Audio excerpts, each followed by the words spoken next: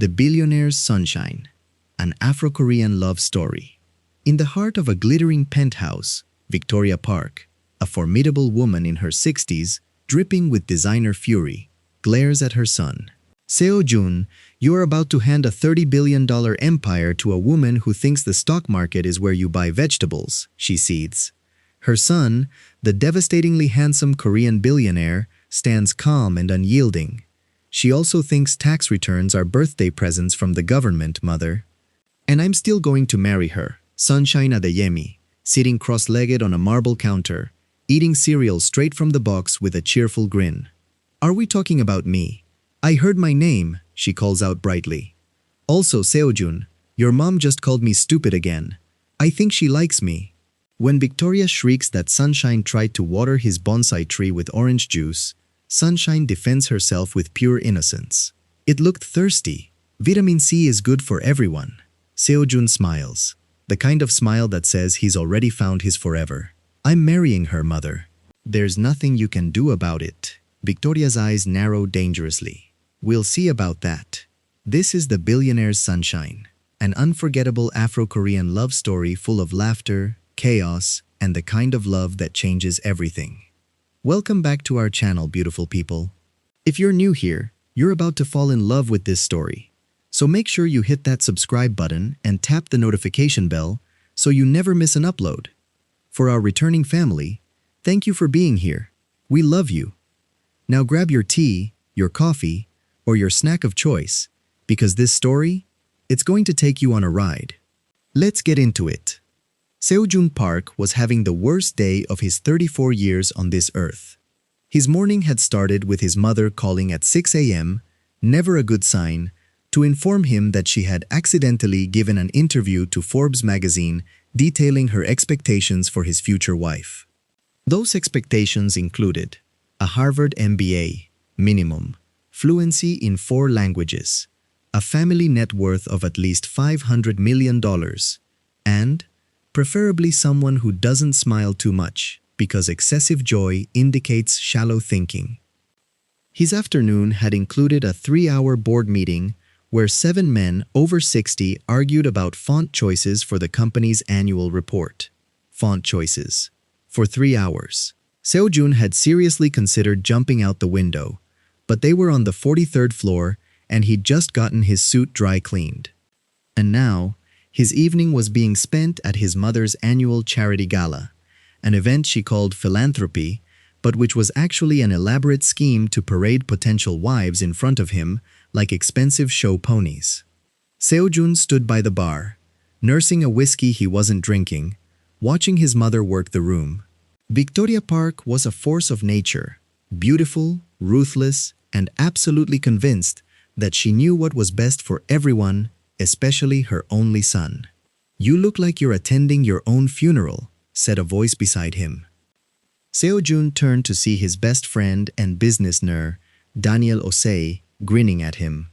Daniel was Ghanaian-American, built like a former athlete, which he was, and currently the only person in Seo-jun's life who wasn't trying to marry him off to someone suitable. "I feel like I'm attending my own funeral," Seo-jun replied. "My mother has introduced me to 6 women in the last hour. 6. One of them asked if I was open to rebranding my personality." Daniel choked on his champagne. "Rebranding your...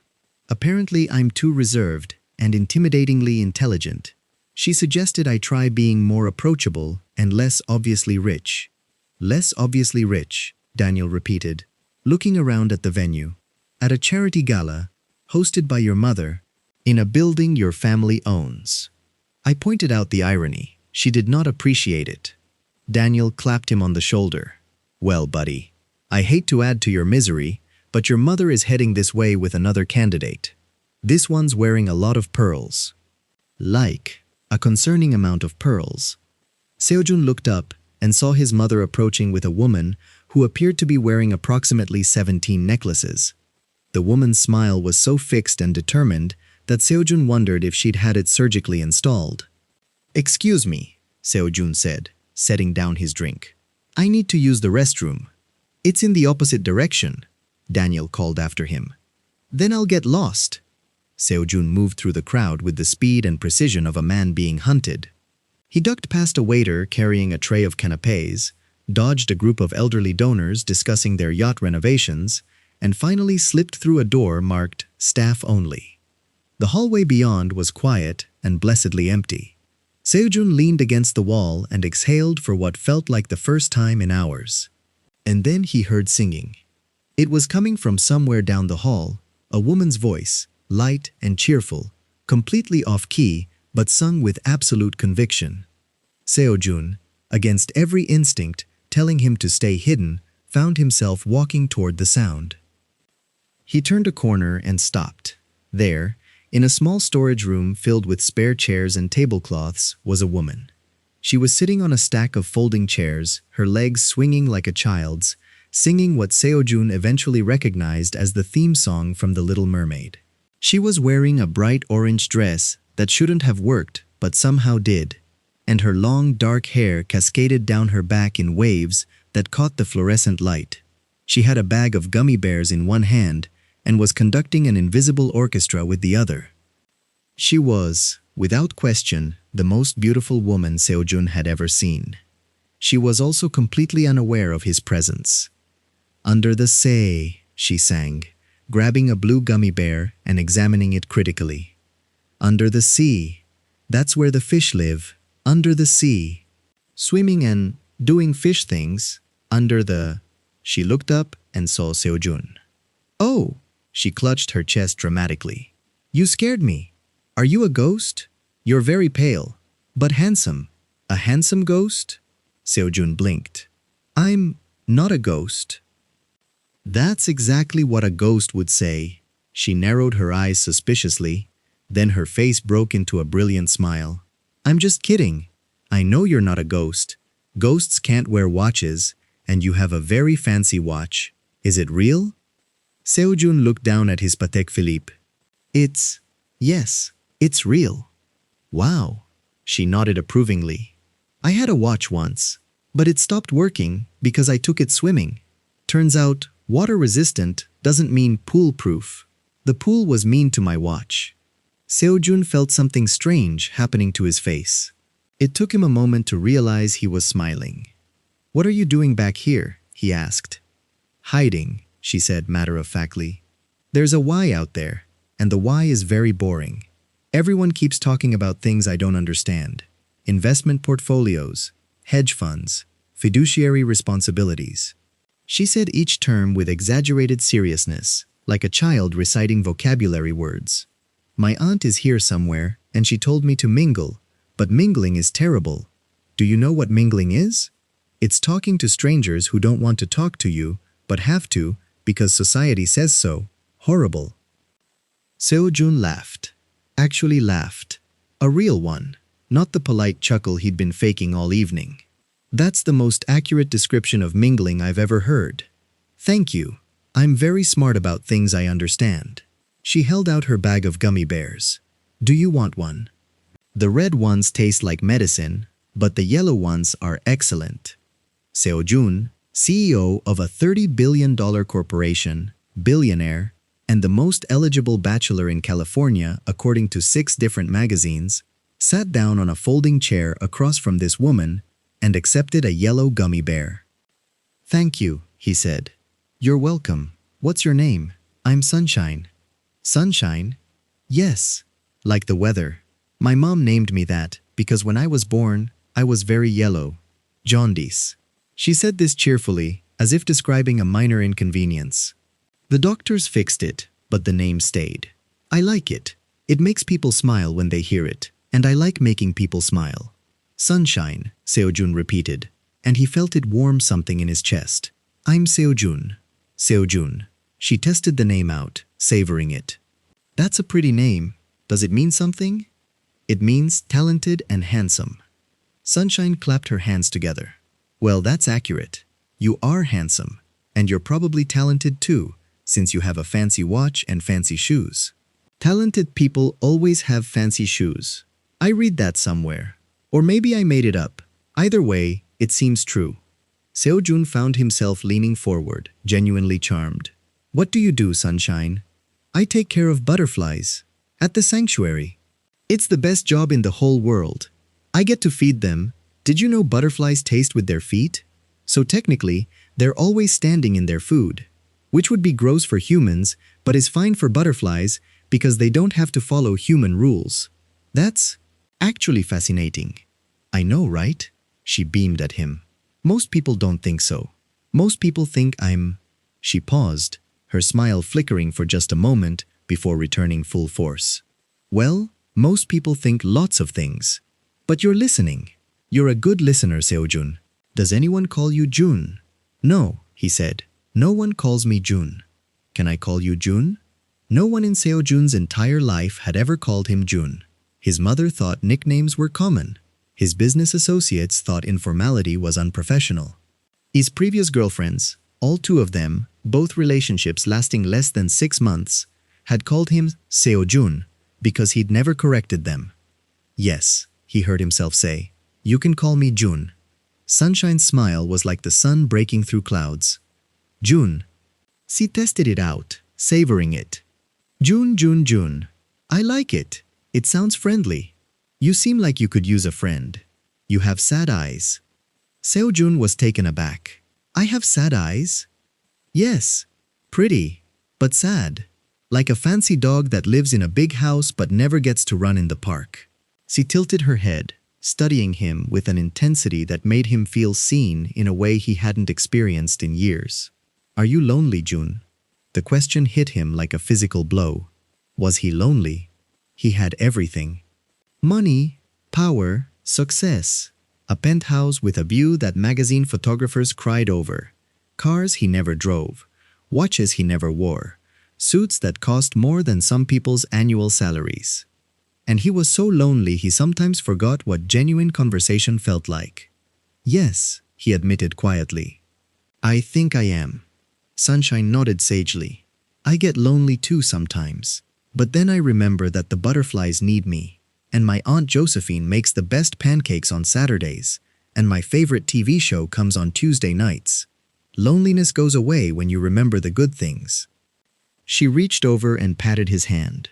You seem like a good thing, Jun. I'm glad I met you. Seojun stared at this woman, this extraordinary, confusing, beautiful woman, who had just offered him more genuine human connection in 10 minutes than he'd experienced in years. Would you like to get out of here? He asked. Sunshine's eyes widened. And go where? I don't know. Anywhere. Somewhere with better food than those pretentious canapés. Ooh. Can we get pancakes? I know it's nighttime, but breakfast food doesn't know what time it is. It's breakfast food, not clock food. Seojun smiled, really smiled, the kind that reached his eyes and crinkled the corners. Pancakes it is. 30 minutes later, Seojun Park, in his custom Italian suit and handmade leather shoes, sat in a vinyl booth at a 24-hour diner called Patty's Pancake Palace, watching Sunshine construct an elaborate tower out of sugar packets. See, the trick is balance, she explained, carefully placing a pink sweetened low on top of her structure. You can't just stack them randomly. They have feelings. They want to be of something beautiful. Sugar packets have feelings. Everything has feelings if you think about it hard enough, she added another packet, her tongue poking out slightly in concentration. My aunt says I give feelings to things that don't have them, but I think that's sad. What if they do have feelings and nobody notices? Imagine being a sugar packet that nobody appreciates. Tragic. Seojun found himself nodding along, completely enchanted. Their waitress, a tired-looking woman named Darlene who had clearly seen everything and was impressed by nothing, arrived with their orders. Pancakes for Sunshine, with extra whipped cream, extra strawberries, and chocolate chips on the side for dipping purposes, and a short stack with coffee for Seojun. Honey, Darlene said, looking at Seojun's suit, you are significantly overdressed for this establishment. We have a strict, no judging the jukebox policy, but I might have to judge you. He's fancy, Sunshine explained happily. He was at a boring yay, and I rescued him. Well, actually, we rescued each other. He gave me a ride in his car. It has seat warmers, Darlene. My butt was so warm, the warmest my butt has ever been. Darlene's expression didn't change. Congratulations on your butt. Thank you. Seojun covered his smile with his coffee cup as Darlene walked away. So, Sunshine said, drowning her pancakes in syrup with a heavy hand. Tell me about you, Jun.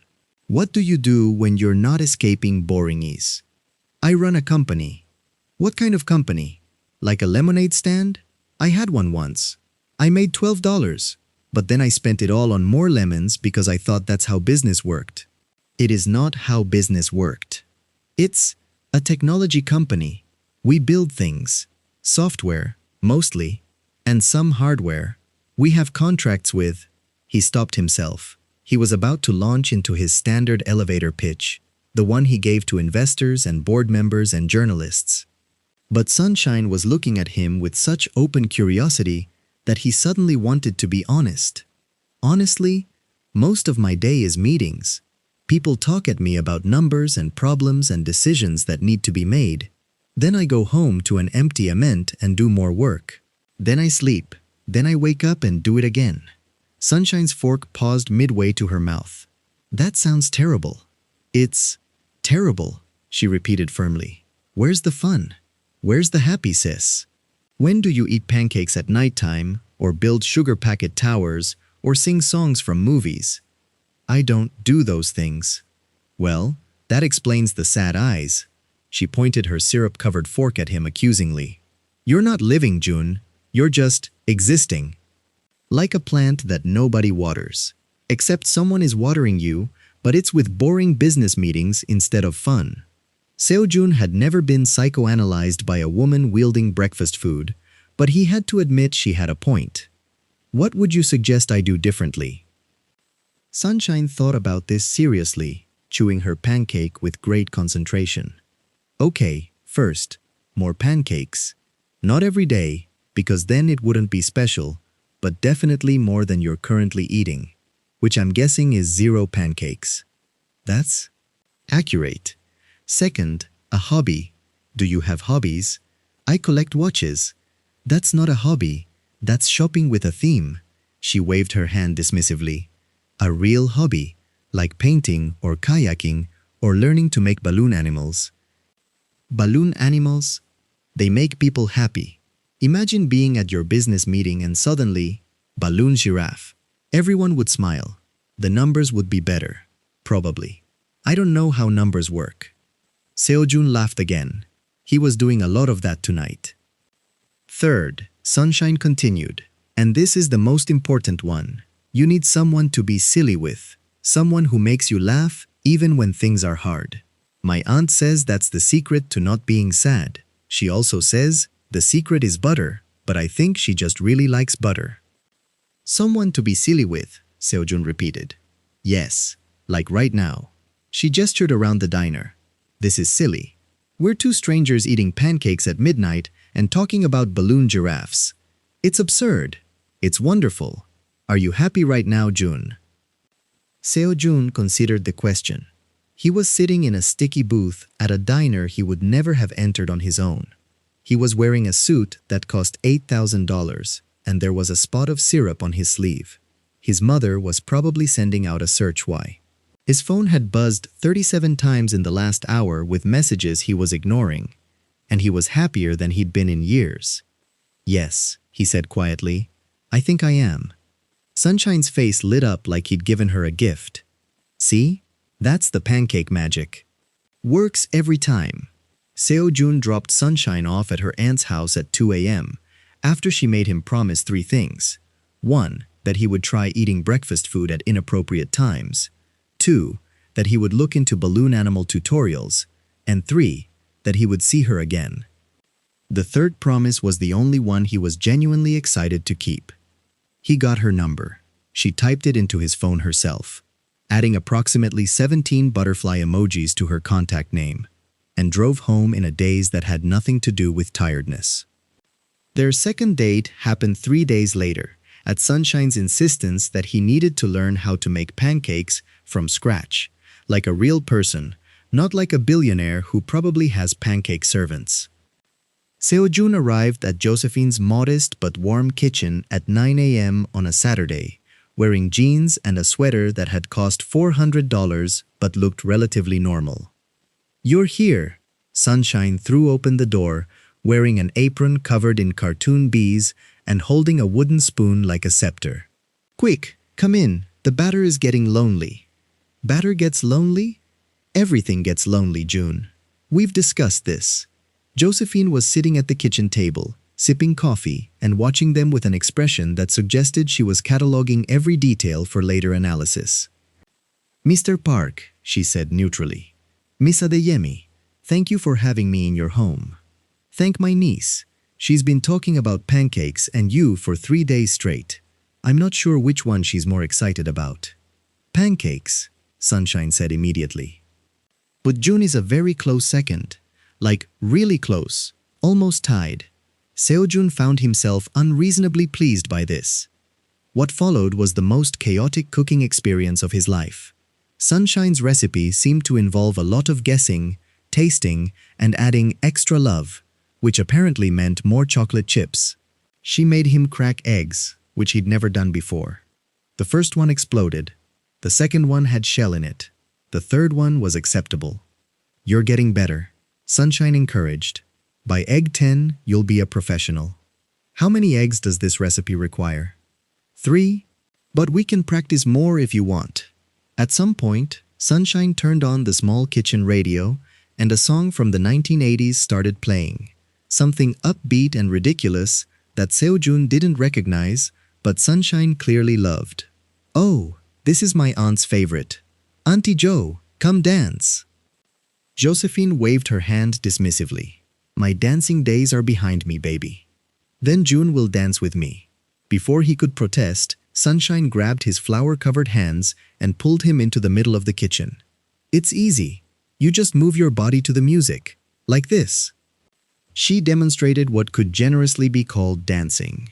It involved a lot of spinning, arm-waving, and occasional jumping.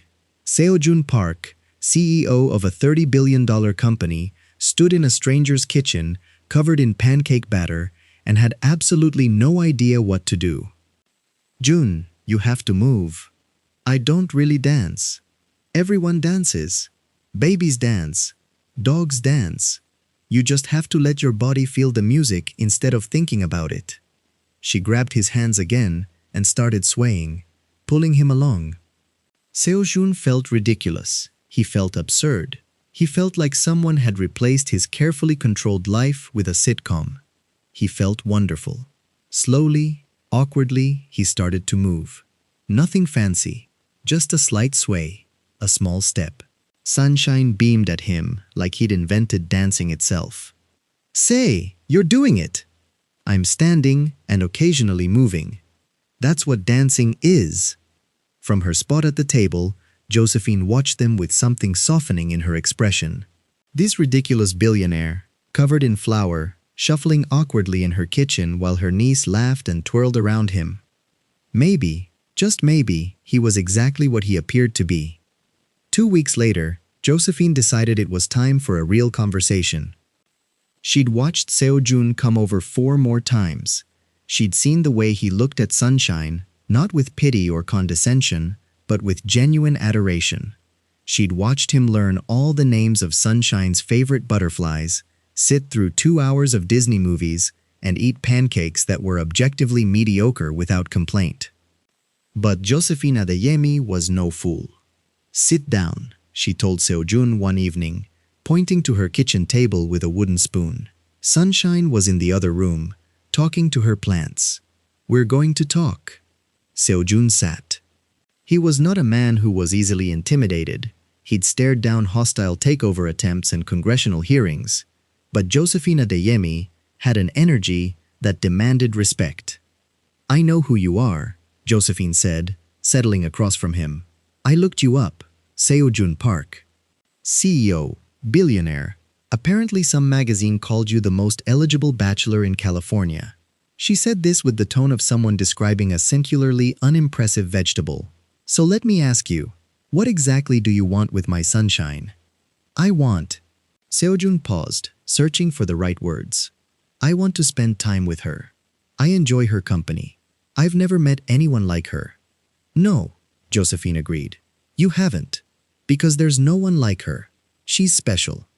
I know. Do you? Because special means different things to different people. Josephine leaned forward.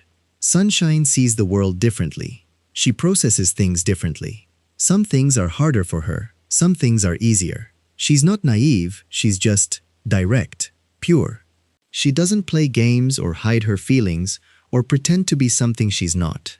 That's why I like her. And what happens when that's inconvenient? When she says the wrong thing at one of your fancies? When she doesn't understand something that's obvious to everyone else? When your important business friends look at you sideways because your girlfriend thinks the stock market sells vegetables? Seojun met her eyes steadily. Then my important business friends can mind their own business. Josephine studied him for a long moment. My niece has been hurt before, she said finally. By people who found her charming at first and then embarrassing later.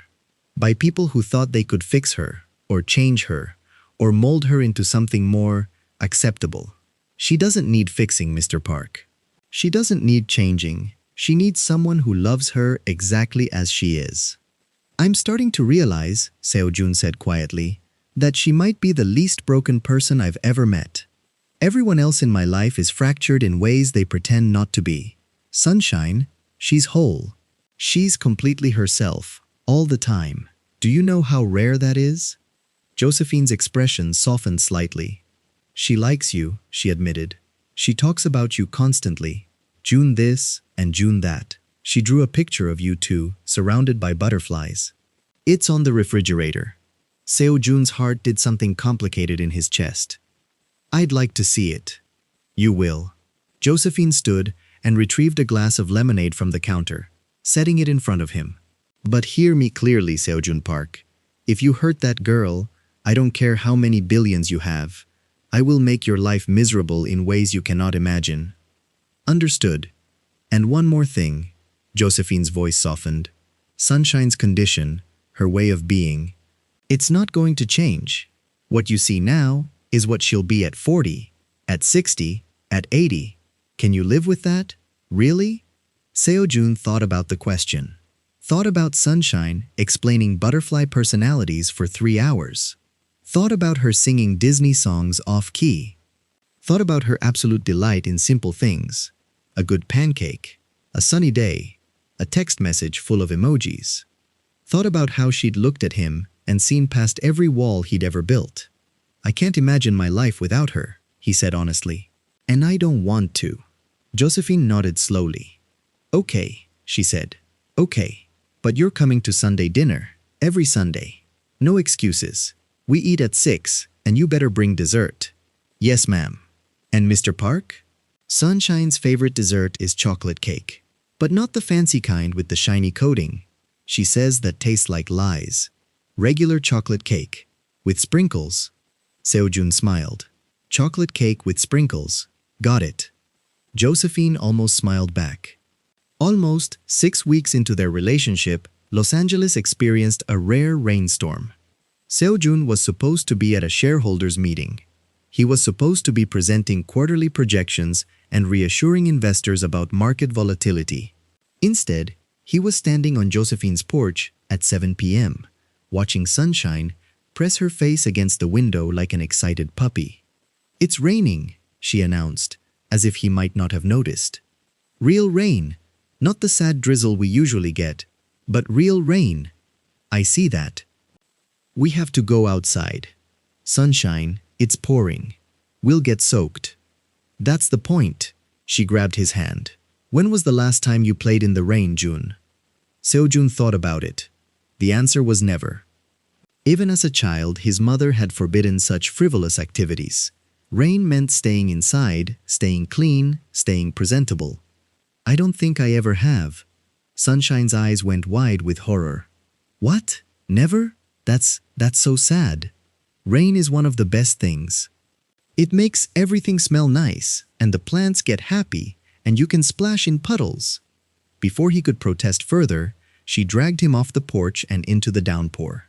The rain was warm, surprisingly warm, and within seconds, they were both completely drenched. Sunshine laughed, tilting her face up to the sky, her long dark hair plastered to her back. Isn't this amazing? Sejun should have felt ridiculous. He was a 34-year-old CEO standing in someone's front yard in a thunderstorm. His shoes were ruined. His shirt was ruined. Tomorrow's headlines would probably read, "Tech billionaire has mental breakdown." But Sunshine was spinning in circles with her arms outstretched, laughing at the clouds, and Seo-jun had never seen anything more beautiful in his life. "Come on!" She grabbed his hands and pulled him into a spin. "You have to spin. It makes the rain feel spinnier." "That's not a word." "It is now. I just made it up. Spinnier, adjective. The quality of rain when you're spinning in it." Seo-jun laughed, really laughed, the kind that came from somewhere deep in his chest, and let her spin him. They danced in the rain for 20 minutes. Real dancing, not the careful waltzes of charity galas, but messy, joyful, ridiculous dancing. Sunshine taught him how to splash properly. You have to commit to the splash, Jun. You can't just step in the puddle, you have to attack it. She showed him how to catch raindrops on his tongue. She held his hands and jumped up and down, simply because jumping felt good. By the time they stumbled back onto the porch, soaking wet and breathless, Seo-jun felt like a different person. "Your aunt is going to kill us," he said, looking down at the puddles forming at their feet. "We've destroyed her porch. Auntie Jo loves rain. She'll be jealous she didn't come with us." On cue, Josephine appeared at the door with 2 towels and an expression of fond exasperation. "Get inside before you catch pneumonia," she said, but she was smiling. "I made hot chocolate." Seo-jun accepted the towel, still catching his breath, still grinning like an idiot. This was what he'd been missing. This was what all the money and success and carefully curated perfection had never given him. Joy. Real, uncomplicated, ridiculous joy. Victoria Park discovered her son's relationship on a Tuesday. She had hired a private investigator, standard practice in her opinion, when one's only child suddenly became unavailable for family functions and started showing up to work humming Disney songs. The investigator's report was thorough. Subject: Sunshine Adeyemi, age 29. Employed at the Monarch Valley Butterfly Sanctuary. Resides with her aunt, Josephine Adeyemi. No criminal record. No advanced degree. Psychological profile indicates cognitive developmental differences. Victoria stopped reading at that. She didn't need to read any further. Her son, the CEO of Park Industries, heir to a $30 billion empire, was dating a woman who worked at a butterfly sanctuary and had the mental processing capacity of a young child. Victoria poured herself a very large drink. Then she called her son. "Seo-jun, we need to talk." "Mother, I'm in the middle of..." "Now, my house. 1 hour." She hung up before he could argue. 1 hour later, Seo-jun walked into his mother's pristine living room to find her sitting in her favorite chair like a queen on a throne. The private investigator's file was on the table in front of her. Seo-jun saw it and felt his blood run cold. "You had me investigated. I had her investigated." Victoria tapped the file. "Imagine my surprise, Seo-jun. My son, avoiding me for weeks, and I discover he's been spending his time with this. Her name is Sunshine. Her name is irrelevant. What's relevant is that she is completely unsuitable for someone in your position. Did you honestly think I wouldn't find out? Did you think you could hide this from me forever? I wasn't hiding anything. I was going to tell you when I was ready." "When you were ready?" Victoria laughed, a sharp, humorless sound. "Ready for what?" "To announce that the future of Park Industries will be in the hands of a woman who can't comprehend basic financial concepts, who works at a butterfly sanctuary, who, according to this report..." "I don't care what that report says." "Who has the cognitive capacity of a young child?" Victoria's composure cracked. "Do you understand what this means? The board will never accept her. The shareholders will never accept her. Our heirs, our clients, our reputation. I don't care." "You don't care?" Victoria stood, her voice rising. "I have spent 34 years building this family's position. I have sacrificed everything. My marriage, my happiness, my entire life. to ensure that the park name means something. And you're going to throw it all away for some girl who thinks the stock market is a grocery store? She makes me happy. Happiness is irrelevant. The words echoed through the room. Victoria was breathing hard, her perfectly applied makeup doing little to hide the flush of anger on her cheeks. Seo-jun stared at her, and for the first time in his life, he saw her clearly. She wasn't trying to protect the family legacy. She wasn't even trying to protect him. She was terrified of losing control. "Mother," he said quietly, "I'm going to say this once, and I need you to hear me. Sunshine is the best thing that has ever happened to me. She is kind and genuine, and she makes me laugh. She sees me, the real me, not the CEO or the heir or the most eligible bachelor, just me, and I love her." Victoria's face went white. "You love her?" "Yes. You barely know her. It's been, what, 6 weeks? You've known women for years who were perfectly suited to what? Talking to me about cryptocurrency regulation? Discussing quarterly earnings reports over dinner? I've dated women like that, Mother. They were boring, they were calculating, they were playing a game I never wanted to participate in." Seo-jun stepped closer. "Sunshine doesn't play games. She doesn't have an agenda. She just exists, joyfully, authentically, and I'm tired of living any other way." Victoria sat back down slowly. "You're making a mistake. Maybe, but it's my mistake to make. The board answers to me. This isn't love. This is a fascination, an infatuation. It will pass, and when it does, you'll see that I was right." Seo-jun shook his head. "No, it won't pass, and I'm not asking for your permission. I'm telling you, as a courtesy, that Sunshine is going to be of my life. You can accept that, or you can fight it. But either way, it's happening."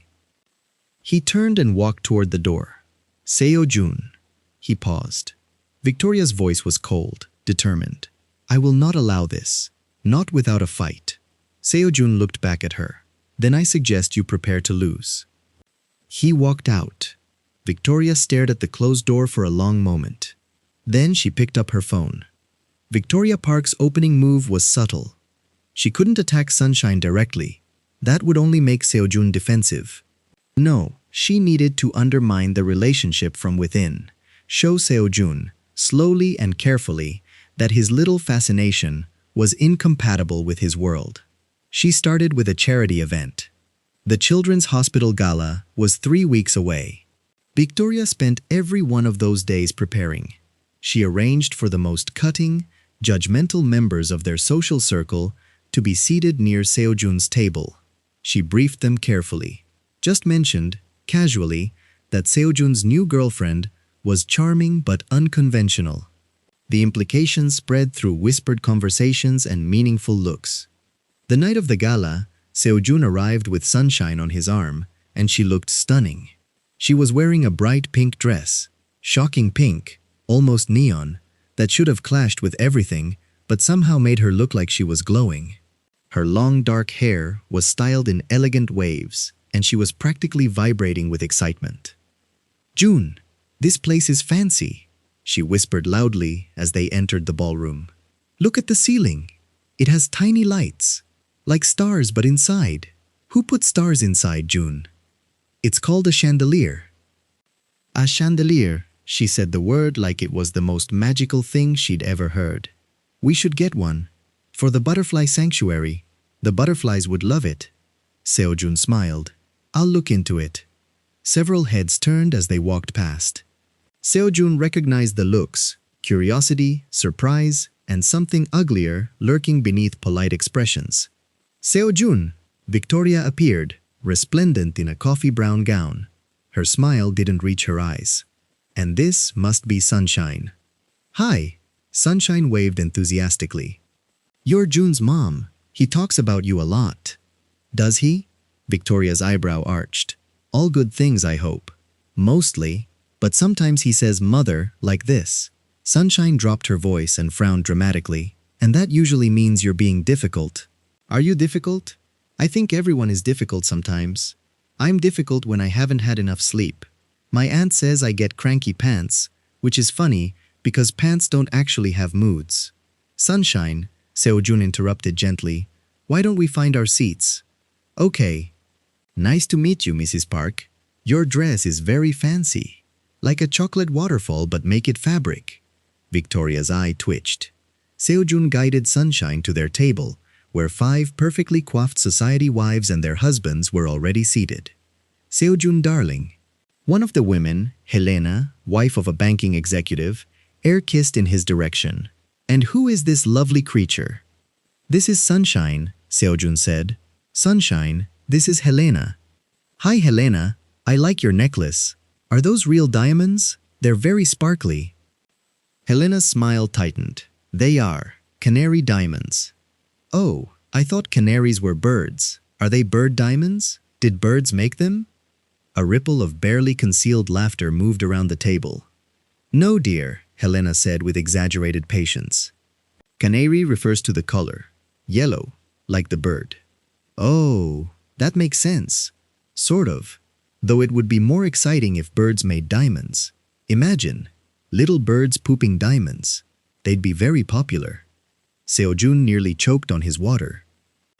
The rest of the table looked horrified, but Seo-jun looked at his girlfriend, this absurd, wonderful, completely genuine woman, and felt nothing but overwhelming affection. I love you, he said quietly. Sunshine beamed. I love you too, Jun. Is it time for dinner? I hope there's bread. I love bread. Victoria's next moves were less subtle. First came the anonymous tips to gossip blogs. Who is Seo-jun Park's mysterious new girlfriend? And why has he been keeping her hidden? Then came the articles. One equally catty society columnist wrote an exposé titled The Billionaire and the Butterfly Girl, a match made in heaven or a mental mismatch. But Victoria's most devastating move came through the business world. 2 weeks after the gala, Seo-jun received a call from James Morrison, CEO of Morrison Tech, one of Park Industries' oldest and most valuable heirs. Seo-jun, James's voice was apologetic but firm. I'm calling about our upcoming contract renewal. Seo-jun's stomach tightened. What about it? Look, I'll be straight with you. Some of my board members have concerns about stability, about judgment. A pause. There's been a lot of talk lately, and some of my investors are asking questions I can't answer. Questions about my personal life. Questions about whether you're making decisions that prioritize the company. James sighed. I've known you for a decade. I trust you, but I answer to shareholders too, and right now, they're nervous. I think we need to pause the contract discussions, just until things settle down. Seo-jun hung up feeling like he'd been punched in the gut. James Morrison wasn't an isolated incident. Over the next 3 weeks, Seo-jun watched his professional world slowly unravel. 3 major investors pulled back, citing concerns about leadership stability. An airship deal he'd been working on for 8 months fell through at the last minute. Park Industries' stock price dropped 12%. The business press was merciless. Articles speculated about his erratic behavior and questioned whether he was fit to lead. Anonymous sources, clearly fed by his mother, whispered about his questionable romantic choices and deteriorating judgment. And through it all, Seo-jun told Sunshine nothing.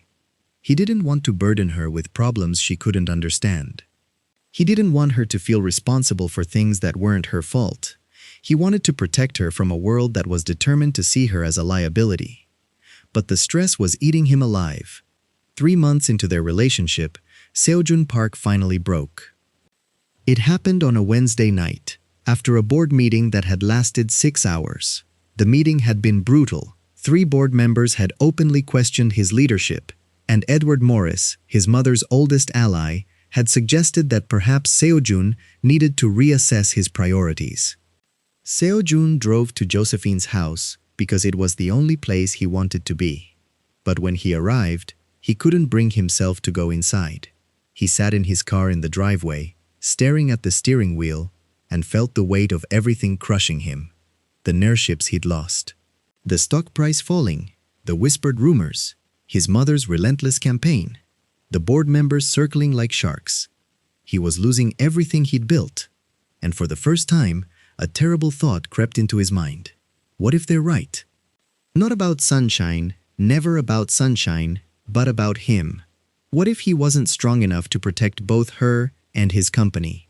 What if loving her meant destroying everything else? A tap on his window startled him. Sunshine was standing outside, wearing pajamas covered in cartoon cats and holding a flashlight like she was on a rescue mission. "June, why are you sitting in the dark? Are you okay? My aunt saw your car and said you'd been out here for 20 minutes. That's a long time to sit in a car, unless you're waiting for something. Are you waiting for something?" Seo-jun opened the door and stepped out. He tried to smile, but something in his face must have betrayed him, because Sunshine's expression immediately shifted from curious to concerned. "June, you look wrong. Your eyes are extra sad today. Like, sadder than usual, which is already pretty sad. What happened?" "Nothing. I'm fine." "You're not fine. I can tell because you said I'm fine. And people only say that when they're not fine. My aunt does it too. She says, I'm fine, and then cries in the bathroom. I don't like it when people I love cry in the bathroom. I'm not going to cry in the bathroom. Then cry out here. Crying is okay. It gets the sad water out of your eyes, so new happy water can come in." Despite everything, Seo-jun felt his lips twitch. Sad water? Yes, tears are sad water. Everyone knows that.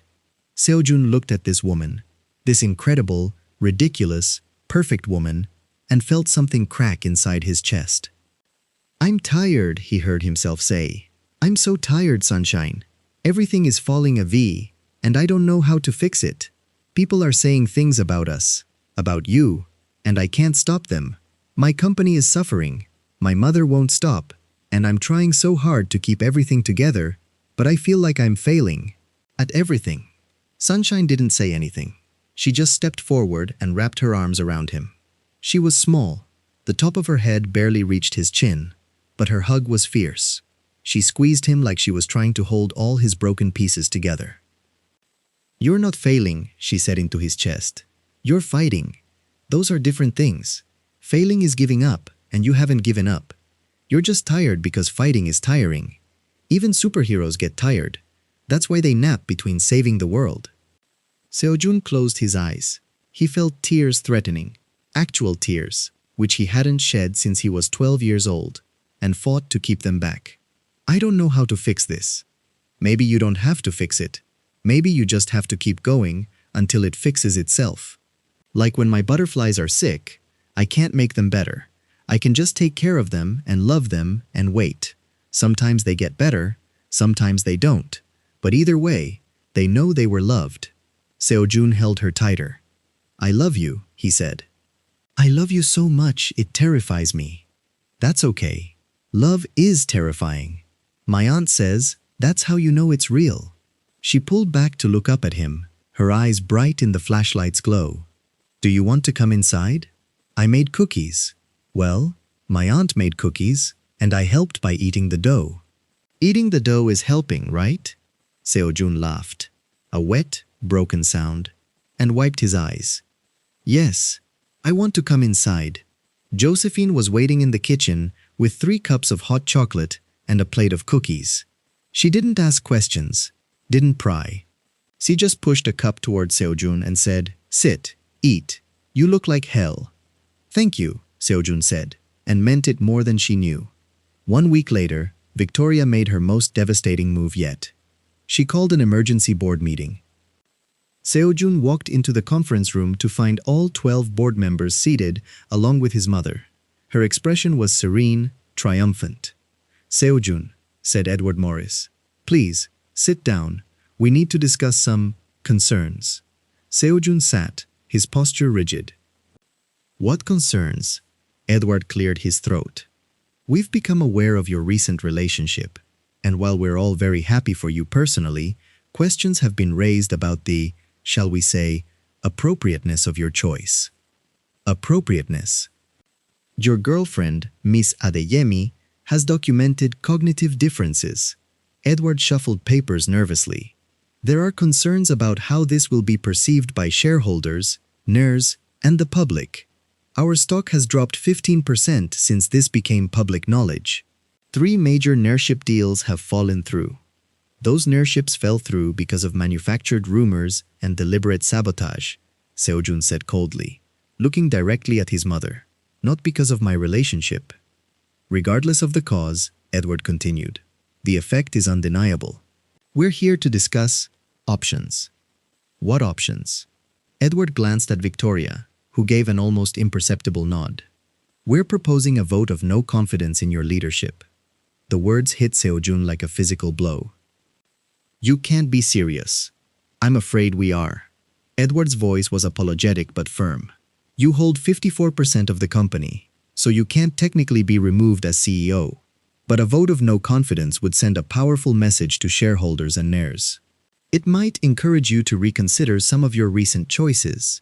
You mean my relationship? I mean your priorities. Seojun looked around the table at the faces of people he'd worked with for years. Some wouldn't meet his eyes. Others looked genuinely conflicted, too. Younger members who owed their positions to Seojun's mentorship looked devastated. Victoria sat calmly, watching, waiting. This is blackmail, Seojun said quietly. You're using the company I built to force me to end my relationship. We're protecting the company you built, Victoria interjected smoothly. Something you've apparently forgotten how to do. I haven't forgotten anything. I've just discovered that some things matter more than stock prices. How romantic, Victoria's voice dripped with contempt. And how naive. Do you think that girl will still want you when you've lost everything? When you're not a billionaire anymore? When you can't afford the lifestyle she's become accustomed to? Seojun laughed, a bitter, humorless sound. She doesn't care about any of that. She never has. That's the whole point. That's what you'll never understand. What I understand is that you're throwing away everything I sacrificed to build. Victoria's composure cracked for just a moment. Do you know what I gave up for this family? For you? Do you have any idea the things I suffered to ensure you had this life? I didn't ask for those sacrifices. That's the point of being a parent. You sacrifice so your children don't have to. Victoria's voice rose. And now you're spitting on everything I've done by choosing some girl who can't even... Be careful. Seojun's voice was deadly quiet. Be very careful what you say next. The room fell silent. Seojun stood slowly, looking around at the board members who had just sided with his mother against him. Fine, he said. Call your vote. Send your message. But know this. I will not end my relationship with Sunshine. I will not sacrifice her to protect your comfort or my mother's control. And when this is over, when you've realized how badly you've miscalculated, I will remember who stood where. He turned and walked out. Behind him, Victoria's voice rang out, call the vote. Sunshine was at the Park Industries building that day. She hadn't told Seojun she was coming. She'd wanted to surprise him with cookies. She'd convinced his assistant, Jenny, to let her wait in his office. Jenny had seemed stressed, but kind, and had given Sunshine a pad of paper to draw on while she waited. Sunshine was working on a picture of a butterfly, wearing a tiny business suit when she heard voices in the hallway. 2 men, walking past Seojun's office door. They didn't see her. She was tucked into a corner of the couch, hidden from view. Can't believe he's throwing everything away for her. Did you see her at the gala? She asked if birds made diamonds. It's embarrassing. For the whole company, we're a laughingstock. Morrison told me he won't even take meetings with us anymore. Says he doesn't trust the CEO's judgment. This is costing us millions. More than millions. The stock is down 15%. All because Park can't control his whatever she is. She's not even pretty enough to justify this level of stupidity. If he's going to ruin his career over a woman, at least pick someone who can form a complete sentence. Laughter. Cruel, casual laughter. His mother's right to push the vote. Someone needs to make him see sense before he destroys everything. The voices faded as they moved down the hall. Sunshine sat frozen on the couch, her crayon still poised over the paper. The butterfly in the business suit stared up at her, half finished. She's not even pretty enough to justify this level of stupidity. Can't even form a complete sentence. throwing everything away for her. His mother's right. Sunshine had always known, that she was different. That people talked about her, that some people thought she was stupid or broken or less than. But she'd hoped, that with June, it was different, that their world was separate from all that ugliness, that love could exist in a bubble where none of it mattered. She was ruining his life. The thought settled into her chest like a stone, cold and heavy. All those meetings he'd been stressed about, all those phone calls that made his jaw tighten, all those nights when he'd seemed tired and worried and far away. Because of her, she was the problem. Sunshine carefully set down her crayon. She folded up her half-finished drawing and put it in her pocket. She picked up the container of cookies she'd brought, chocolate chip, his favorite, and left it on his desk. Then she walked out of the building without leaving a note. Seo-jun arrived home that evening to find 17 missed calls from Sunshine and 1 voicemail. His heart dropped as he pressed play. "Hi Jun, it's me. Sunshine, but you know that because you can see my name. Unless you can't see my name. Can you see my name, anyway?" A long pause, shaky breath. "I came to your office today, with cookies, but you weren't there, and I heard some things, some people talking, and I realized..." Another pause, longer this time. When she spoke again, her voice was small. "I'm messing everything up for you, aren't I? Your work and your company and your friends. Everyone thinks you're dumb for being with me. And maybe they're right. Maybe I'm too me for your life." Seo-jun's hands were shaking. "I love you, Jun. I love you so much. But love shouldn't make someone's life worse. And I think I'm making your life worse. So maybe..." Her voice cracked. "Maybe we should stop being together, so your life can be good again, like it was before me." The voicemail ended. Seo-jun was already running for his car. He drove to Josephine's house in record time, his heart pounding so hard he could feel it in his throat.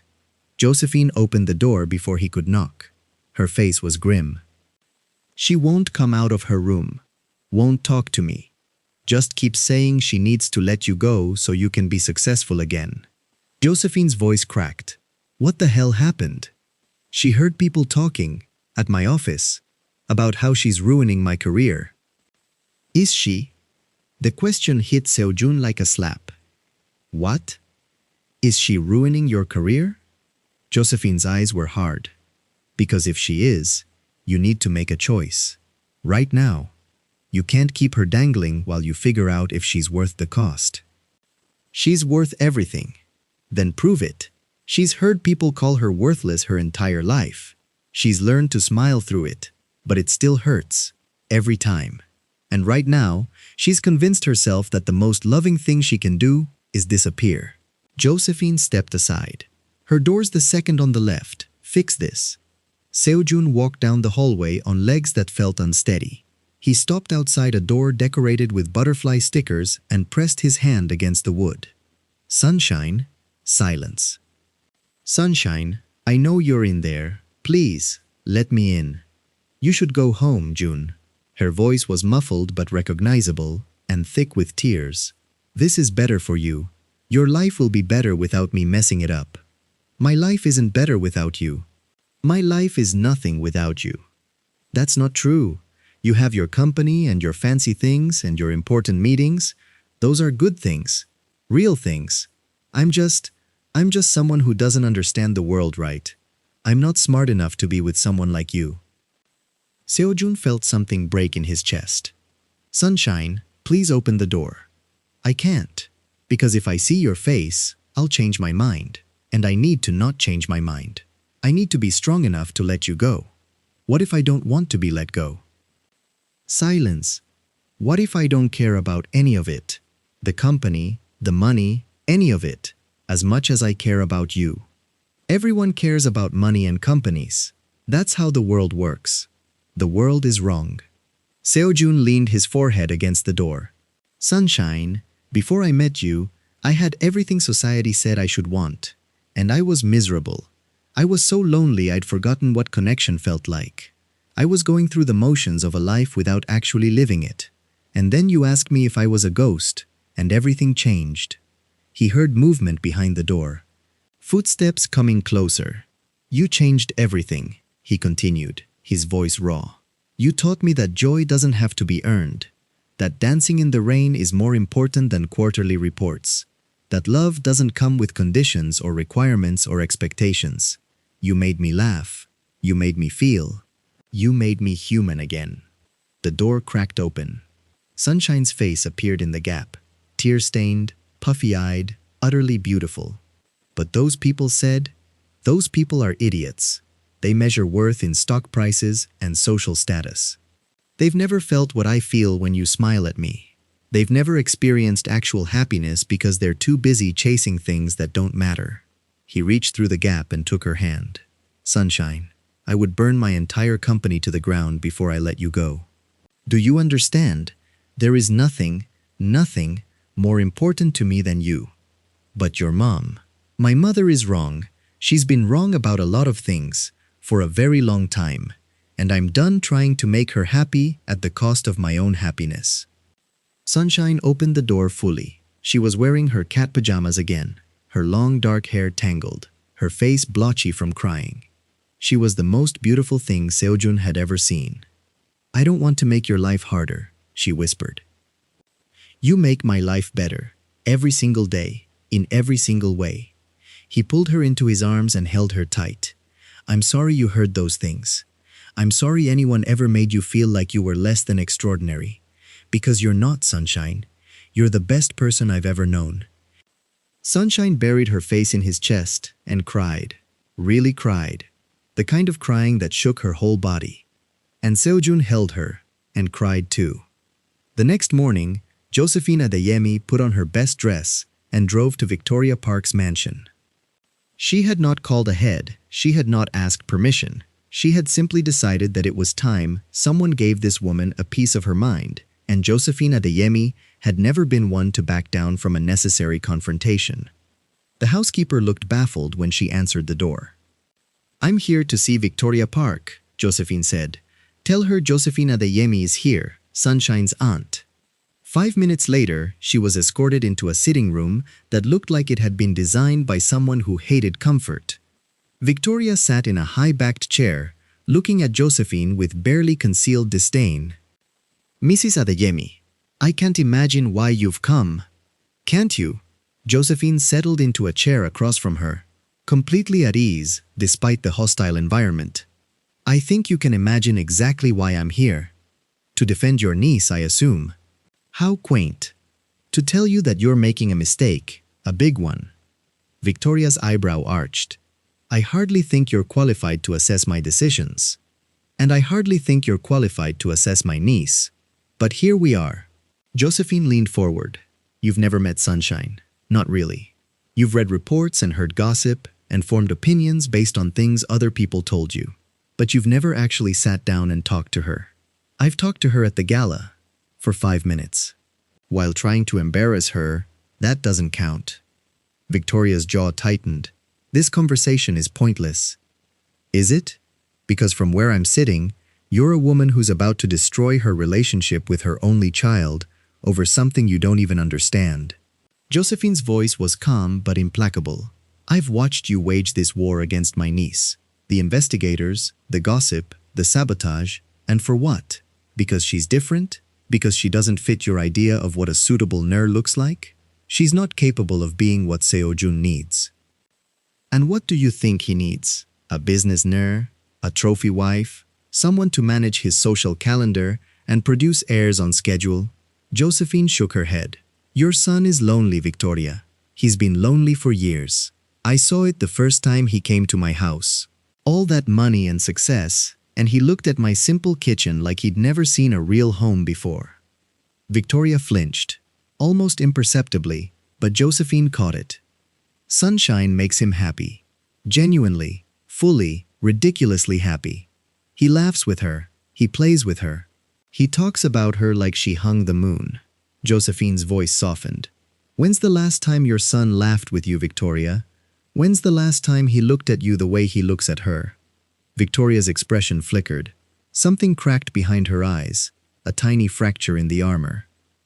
You don't know anything about my relationship with my son. I know that you're so afraid of losing him, that you're pushing him away. I know that you've spent so long trying to control everything that you've forgotten how to love without conditions. Josephine stood. I raised Sunshine. I know what it's like to love someone the world thinks is less than. But here's the thing, Victoria. She's not less than. She's just different. And different isn't a flaw. It's a gift. She moved toward the door, then paused. My niece makes your son better. Not because she's perfect, but because she's real. Because she loves without agenda, and gives without expectation, and sees the best in people even when they don't deserve it. She looked back at Victoria. Including you, by the way. After everything you've done, Sunshine still says she hopes you'll learn to like her. That's who she is. That's the woman you're trying to destroy. Victoria said nothing. Think about that, Josephine said, and walked out. 1 week after Josephine's visit, Seo-jun proposed. They were at the Butterfly Sanctuary, Sunshine's favorite place in the world. She was showing him a new arrival, a peculiarly beautiful painted lady butterfly she'd named Countess Wingsworth. When Seo-jun realized that he wanted to spend the rest of his life in moments exactly like this one. He'd bought a ring weeks ago. It wasn't the biggest or most expensive one he could have found. Sunshine would have hated that. Instead, it was simple and elegant, with a yellow diamond that reminded him of sunshine itself. Sunshine. She looked up from the butterfly, her face bright with joy. Yes? Seo-jun got down on one knee. Sunshine's eyes went wide. Her mouth formed a perfect O of surprise. I know things have been hard lately, Seo-jun said, his voice steady despite his racing heart. I know people have said terrible things, and my family has made everything complicated, and the world seems determined to tell us we don't belong together. But I don't care about any of that. I don't care about what anyone thinks. All I care about is you. Jun, let me finish. Please, he took a breath. You asked me once if I was lonely. I was. I was so lonely I'd forgotten what it felt like to be known. And then you sat me down in a storage room and offered me gummy bears, and somehow you saw through every wall I'd ever built. You saw me, the real me, and you loved me anyway. Sunshine's eyes were filling with tears. I want to spend the rest of my life being seen by you, Seo-jun continued. I want pancakes at midnight, and kitchen dancing, and long walks in the rain. I want to learn every butterfly's name and watch you sing Disney songs off-key.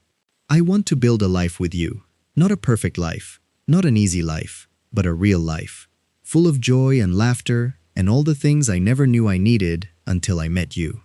He opened the ring box. Sunshine Adeyemi, will you marry me?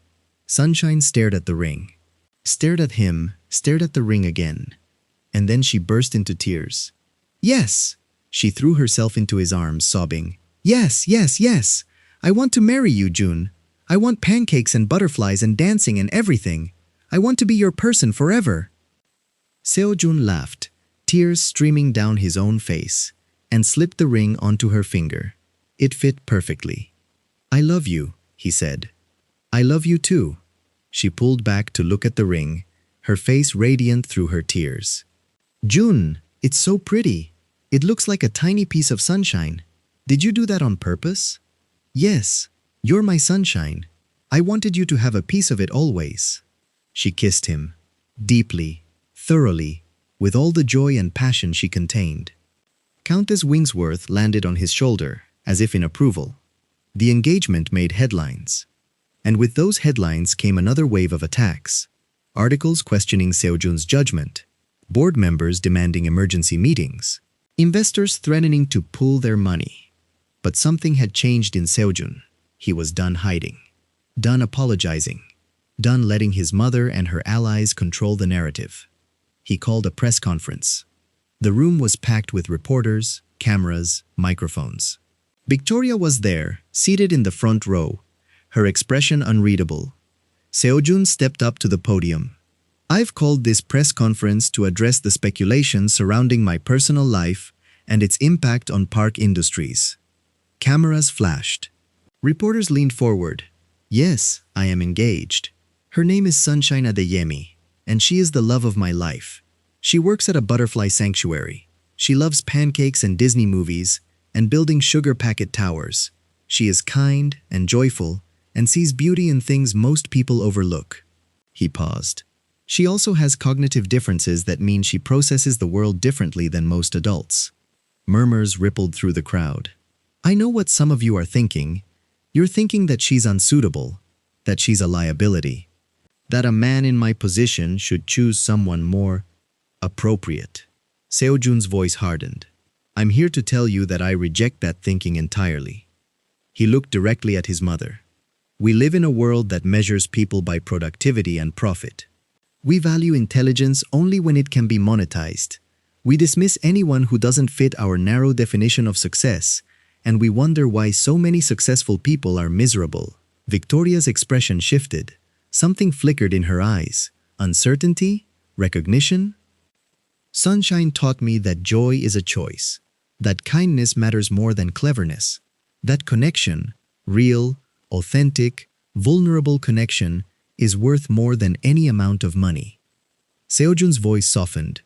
She taught me that I was lonely because I'd forgotten how to be human, and she helped me remember. The room was silent. To my board members, to my investors, to anyone who thinks they can pressure me into abandoning the woman I love, I will not.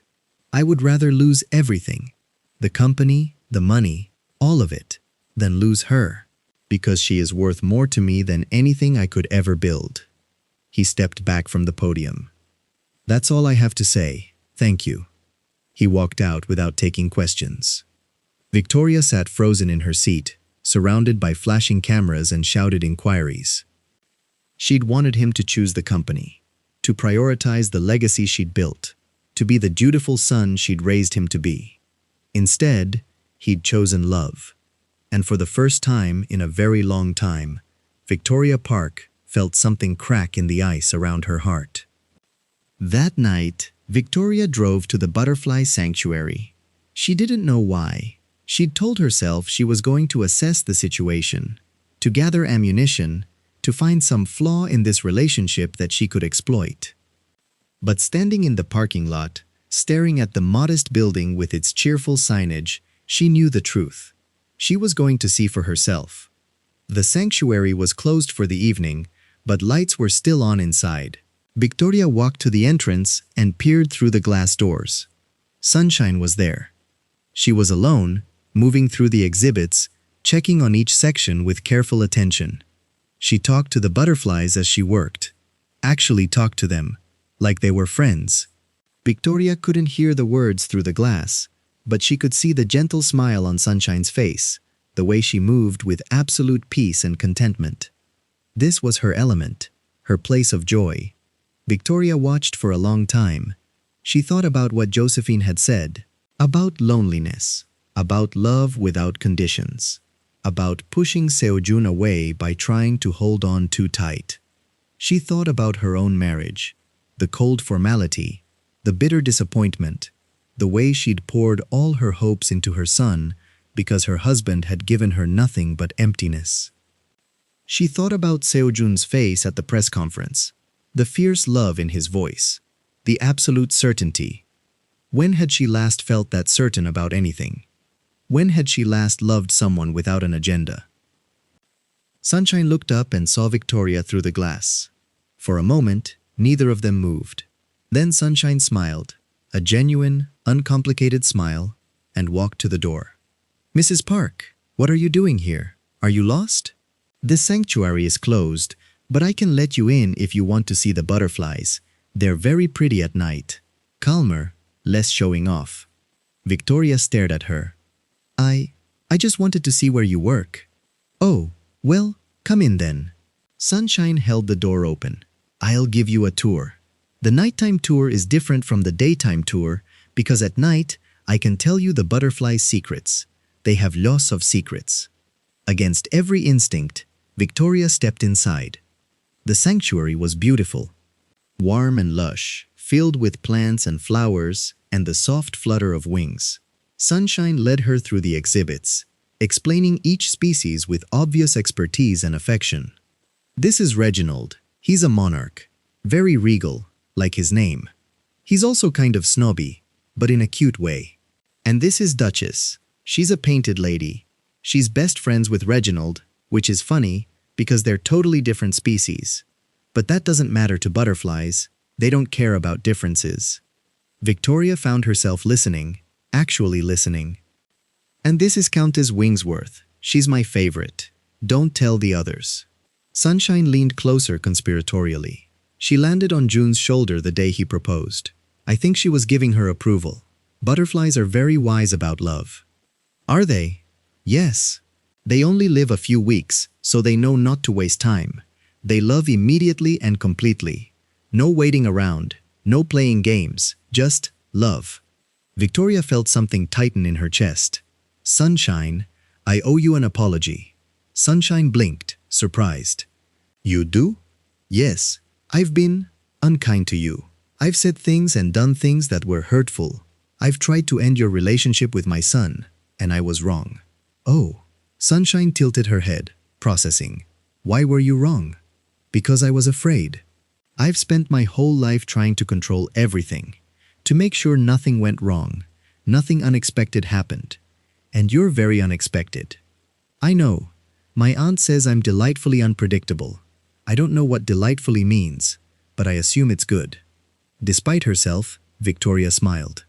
It is good, and you're not what I expected, but I'm beginning to think that might not be a bad thing.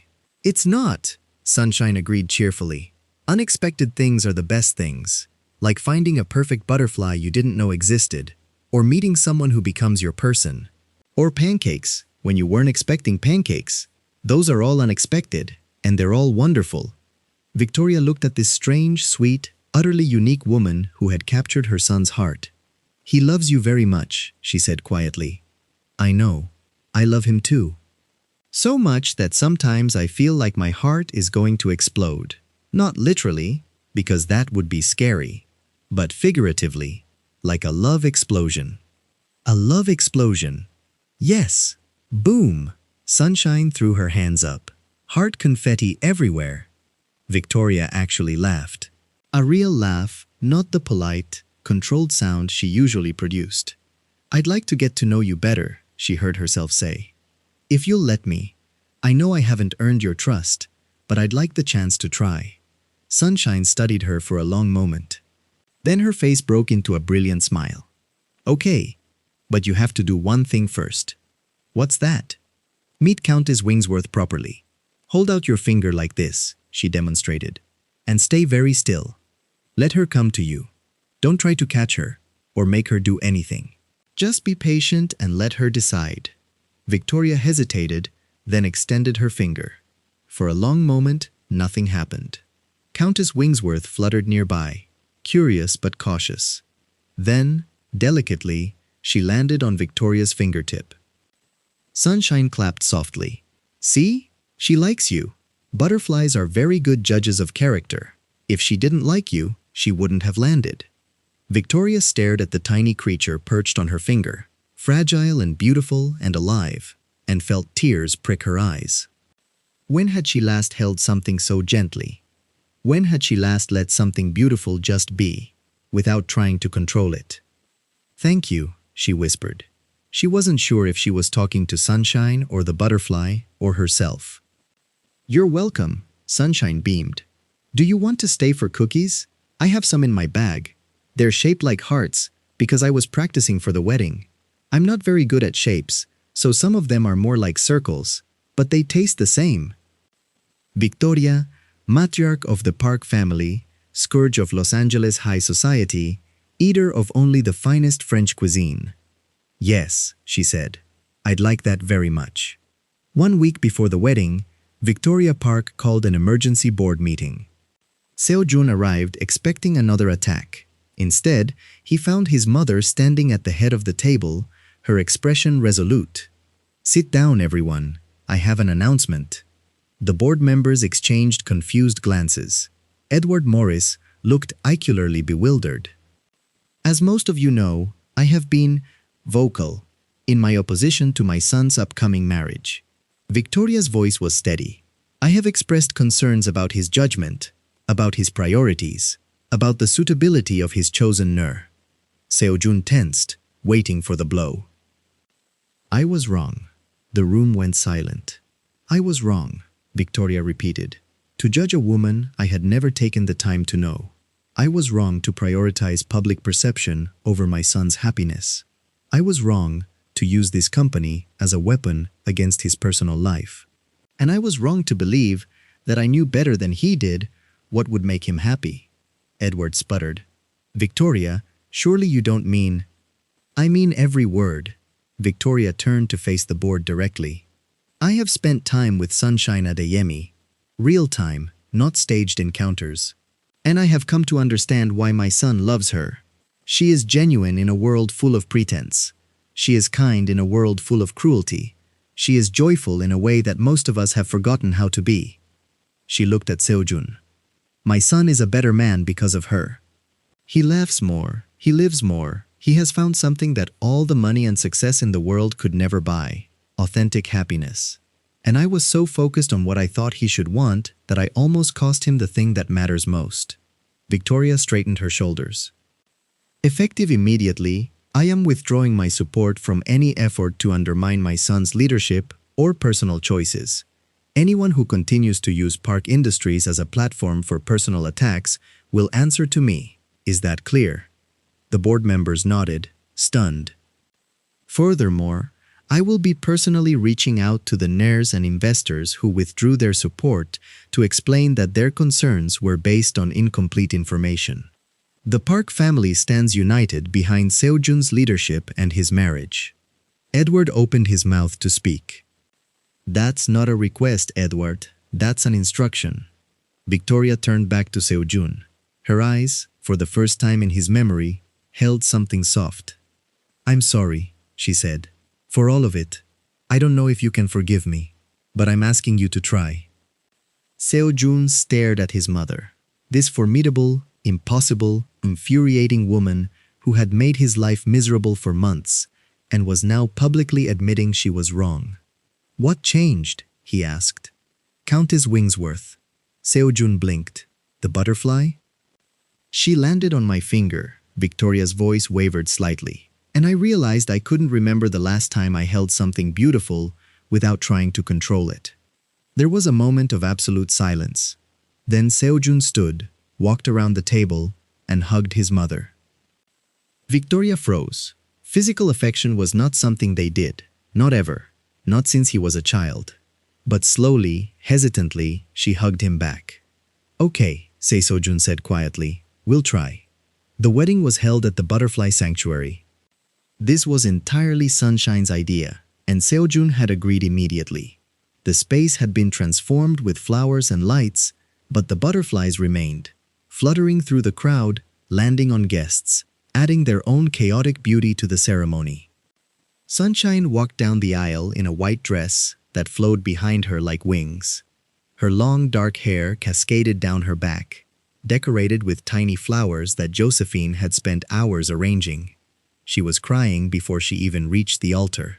Happy tears, joyful tears. The kind that made everyone else start crying too. Seojun watched her approach, and his heart felt so full he thought it might burst. Josephine sat in the front row, dabbing her eyes with a handkerchief.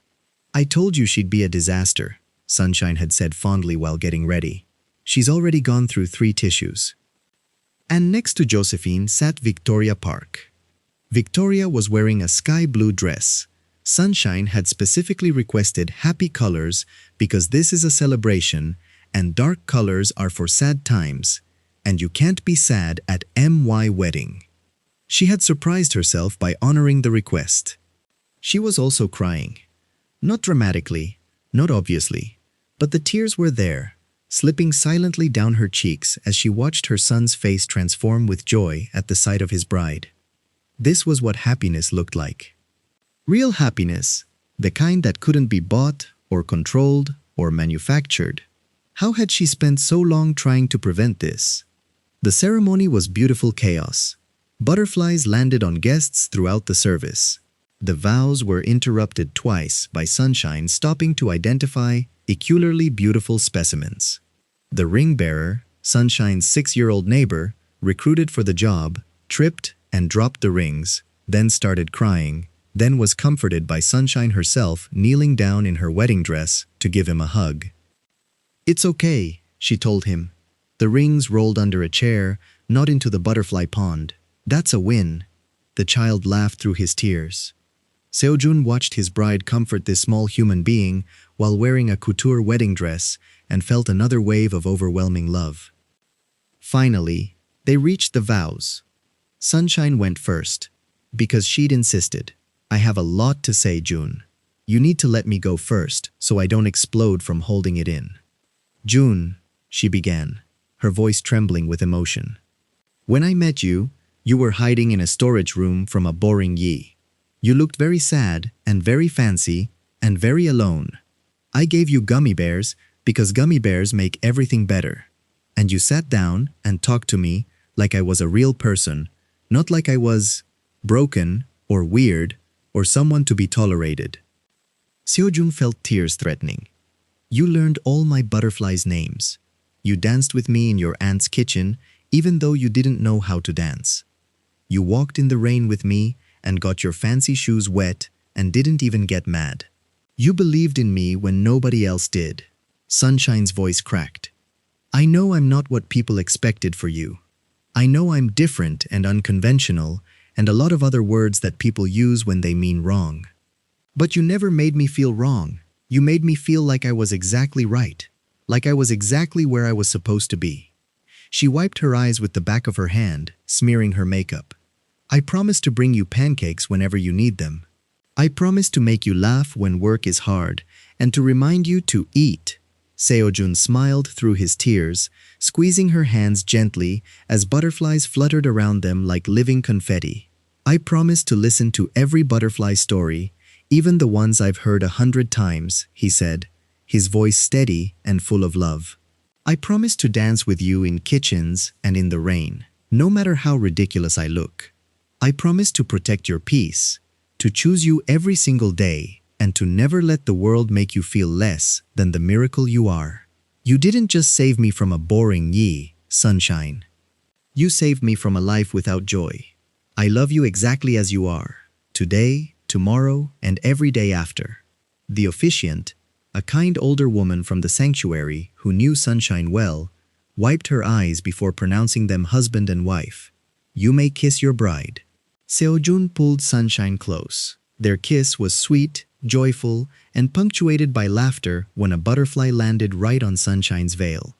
The guests erupted in applause, Josephine cheering loudest, Victoria dabbing her eyes with a silk handkerchief, Daniel whooping from the back row. The reception was pure sunshine. Pancakes served at every table, because why wait for breakfast?